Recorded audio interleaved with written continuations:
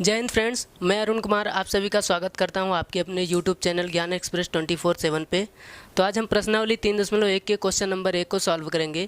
Question number 1 आपका है, निम्न समस्याओं में रैखिक समीकरणों के युग्म बनाइए और उनके ग्राफीय विधि से हल ज्ञात कीजिए। फर्स्ट है कि कक्षा 10 के 10 विद्यार्थियों ने एक गणित की पहेली प्रतियोगिता में भाग लिया।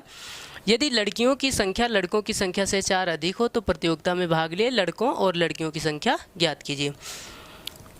तो इसमें हम क्या करेंगे, लड़कों और लड़कियों की संख्या हमको बतानी है और हमें समीकरण का युग्म बनाना है। कैसे बनाएंगे, हमें ये पता है कि टोटल 10 विद्यार्थी हैं।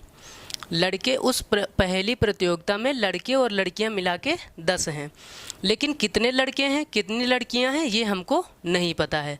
तो पहले तो हम क्या करेंगे, हम दोनों को कुछ मान लेंगे। तो हमने कहा हमने मान लिया कि लड़के x हैं, लड़कों की संख्या x तथा लड़कियों को हमने y मान लिया। लड़कियों की संख्या y है।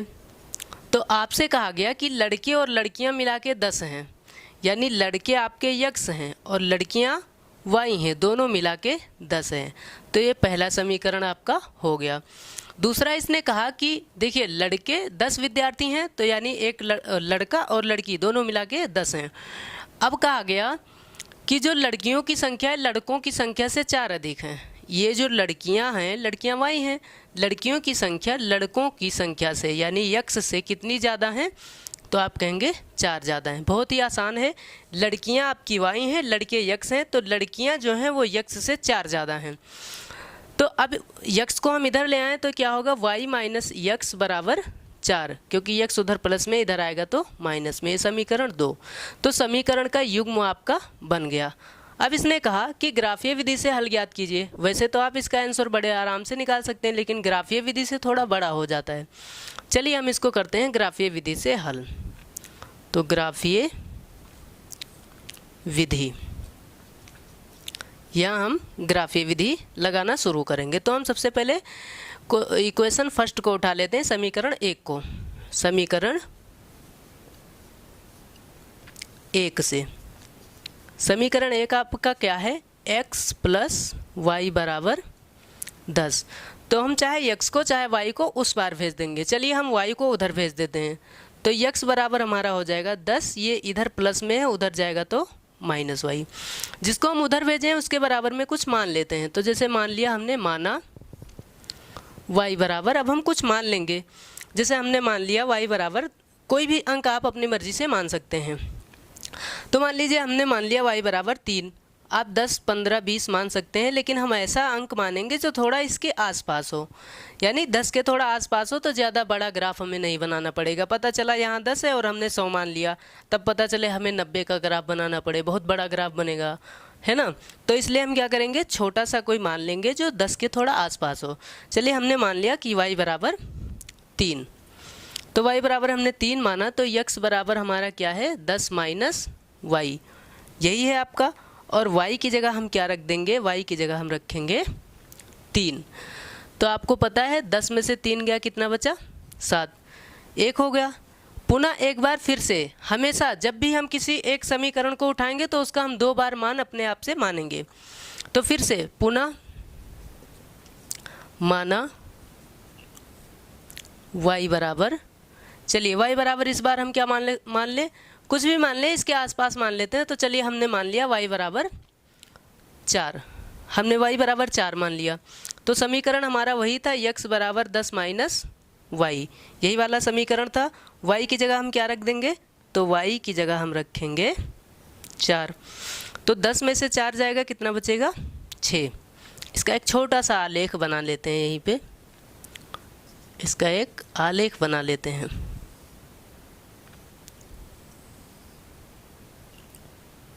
ये आपका आलेख बन गया, एक आपका x वाला बॉक्स, एक आपका y वाला। जब हम सबसे पहले y बराबर 3 माने, y बराबर हमने जब 3 माना तो x बराबर निकल के आया 7। जब हमने y बराबर 4 माना तो x बराबर हमारा कितना आया, 6। एक आलेख आपका हो गया। इसी आलेख से आपका ग्राफ बनेगा, याद रखिएगा। इसको हमें मिस्टेक नहीं करना है, इसको हमें सही से, यहाँ हमारा मिस्टेक हुआ तो आंसर हमारा कभी नहीं आएगा।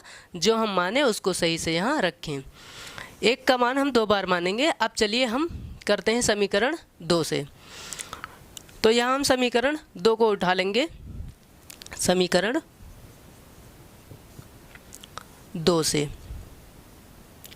समीकरण 2 आपका क्या है? तो 2 है हमारा y माइनस एक्स बराबर 4। y माइनस एक्स बराबर 4। x को उधर भेज देते हैं तो y बराबर क्या होगा? 4। इधर माइनस में, उधर जाएगा प्लस में। वही 2 बार मानेंगे कि माना x बराबर 0 मान लेते हैं, या फिर मान लीजिए 0 ना माने, हम कोई और संख्या मान लें, इसके आसपास 1 मान लेते हैं। तो x बराबर 1 माना तो y बराबर हमारा क्या है? 4 प्लस x, और x की जगह हम क्या रख देंगे? 1 रख देंगे। तो y बराबर हमारा क्या होगा? 4 1 5। कोई भी संख्या मान सकते हो, 0 1 2 3 4 5 6, ऐसे कोई भी संख्या आप मान सकते हो। फिर से पुनः एक बार फिर से आप मानेंगे कि पुनः माना x बराबर हमने मान लिया 6। x बराबर हमने 6 माना तो y बराबर आपका क्या था? y बराबर था 4 प्लस x, और x की जगह हम क्या रख देंगे? 6। तो y बराबर कितना होगा? 6 4 10 हो जाएगा। इसका भी हम आलेख बना लेंगे। इसका भी हम क्या करेंगे? आलेख बनाएंगे। आलेख आपका ऐसे ही बनेगा, x और y का। यहाँ x हुआ और यहाँ y हुआ। चलिए, जब हमने क्या किया, जब हमने x बराबर 1 माना तो हमारा y बराबर कितना आया? 5 आया। जब हमने x बराबर 6 माना तो हमारा y कितना आया? 10 आया। चलिए, अब हम यहाँ से इसको थोड़ा इरेज करके आगे चलते हैं। यहाँ पर हमने आलेख, दोनों आलेख को नोट कर लिया है। अब हम बनाते हैं यहाँ पर एक ग्राफ। तो एक ये हमारा ग्राफ हो गया ऐसे। तो ग्राफ आप सीधा एकदम बनाइएगा। तो यहाँ से हम, जो पटरी में आपके लाइन होती है वहाँ से आप बराबर से यहाँ पर पॉइंट रख दीजिएगा ऐसे ऐसे। लगभग आप देख लीजिएगा, सबसे बड़ा अंक इन दोनों ग्राफों में आपका क्या है? 10। तो लगभग 10 तक हम दोनों तरफ लिख देंगे यहाँ से, कि कोई दिक्कत ना हो। और बराबर से लिखना 1 2 3 4 5 6 7 8 9 10। चलिए, 10 तक हम खींच दिए। थोड़ा आप चाहो तो और बड़ा कर सकते हो, इसमें कोई दिक्कत नहीं। ये वाला अक्ष हमेशा आपका x होगा और ऊपर वाला हमेशा आपका y होगा। ये भी आपको ध्यान रखना है, इसमें कोई मिस्टेक ना हो। हमेशा ऊपर वाला अक्ष y होता है और ये वाली लाइन आपकी हमेशा x अक्ष होती है। यहाँ से भी हम गिनती 1 2 3 4 5 6 7 8 9 10। यहाँ से हम 10 तक गिनती इसकी भी कंप्लीट कर दिए। अब हम इस पे लिख देते हैं 1 2 3 4 5 6 7 8 9 10। इधर भी लिख देंगे 1 2 3 4 5 6 7 8 9 और 10।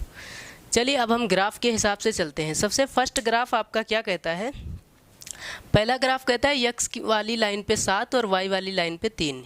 x पे 7 यहाँ पे है और y पे 3 यहाँ पे है। ये y वाली लाइन है और ये x वाली लाइन है। इसको हम चलाना शुरू करेंगे तो ये y वाली ऐसे सीधे चलेगी, x वाली ऐसे ऊपर को सीधा चलेगी। तो ये जाके यहाँ पे टकराएगी। ये जहाँ पे टकराएगी उस वाले बिंदु पे हम लिख देंगे 7 और 3, कि ये 7 और 3 वाला बिंदु है आपका। चलिए, दूसरा वाला देखते हैं। दूसरे पे है x का 6 और y का 4। तो x का 6 यहाँ और y का 4 यहाँ। इनको भी चलाएंगे हम ऊपर ऐसे ऐसे ऐसे ऐसे, और इधर से ऐसे चलाएंगे तो ये जाके टकराएंगे यहाँ पे। तो ये आपका है 6 और 4। चलिए, अब हम इन दोनों पॉइंट को मिला देंगे। इन दोनों पॉइंट को क्या करेंगे? ऐसे मिला देंगे और जहाँ जाएगा ऐसे खींच देंगे। ऐसे पटरी से आप मिलाइएगा, कि कोई पटरी से जब मिलाएंगे तो एकदम सही मिलेगा। इसमें थोड़ा उल्टा सीधा हो जा रहा है।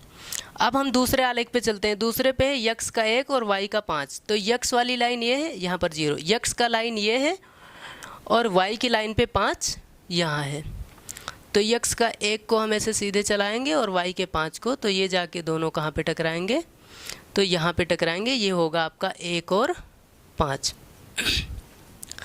दूसरा है x का 6 और y का 10, तो x का 6 यहाँ पे ऐसे ऐसे चलेगा और y का 10 यहाँ है, तो ये ऐसे ऐसे चलेगा।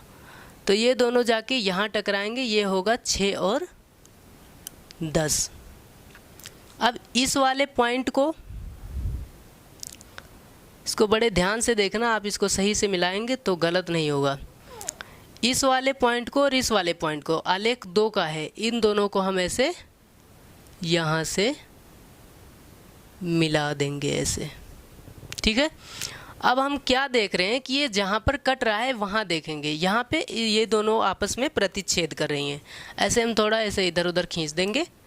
अब हम क्या देख रहे हैं कि ये कहाँ पर प्रतिच्छेद कर रही है, तो y वाली लाइन पे ये कहाँ जा रही है, तो ये जा रही है 7 पे, और x वाली लाइन पे ये कहाँ जा रही है, तो ये जा रही है 3 पे। तो कहने का मतलब ये हुआ मेरा कि x बराबर कितना आया 3, x बराबर कितना आया 3, और y बराबर कितना आया 7।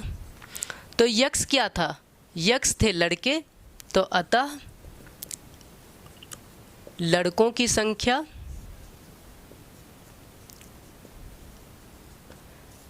3 तथा लड़कियों की संख्या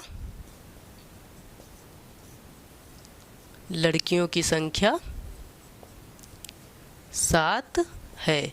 यही आपसे पूछा गया था कि कितने लड़के हैं और कितनी लड़कियां हैं, और क्वेश्चन में आपसे कहा भी गया था कि लड़कियों की संख्या लड़कों की संख्या से 4 अधिक है, तो लड़के 3 हैं और लड़कों से 4 ज़्यादा लड़कियां हैं, यानी 7 लड़कियां हैं।